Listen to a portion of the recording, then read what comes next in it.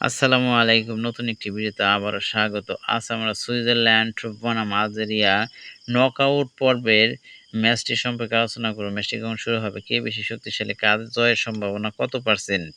অতীত পরিসংখ্যান কিভাবে বাংলাদেশ থেকে ম্যাচটি সরাসরি দেখা যাবে ইত্যাদি বিষয়ে আলোচনা করা হবে। আর আমার চ্যানেল নতুন হয়ে থাকলে ভিডিওটি একটি লাইক দিয়ে চ্যানেলটি সাবস্ক্রাইব করে রাখবেন।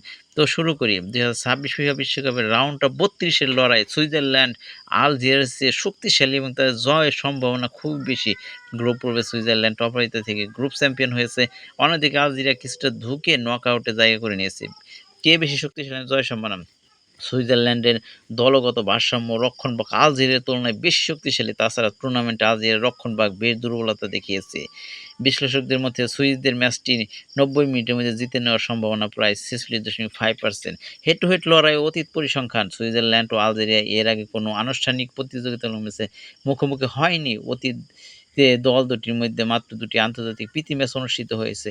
১৯৮৩ সালে আলজেরিয়া ২-১ গোলে জিতেছিল এবং ১৯৮৬ সালে সুইজারল্যান্ড ২-০ গোলে জয়লাভ করেছিল।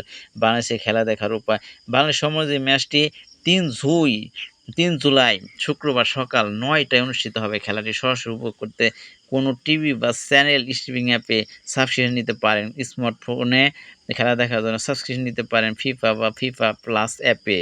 তো কেমন লাগলো ভিডিওটি জানাবেন। সবাইকে অসংখ্য ধন্যবাদ।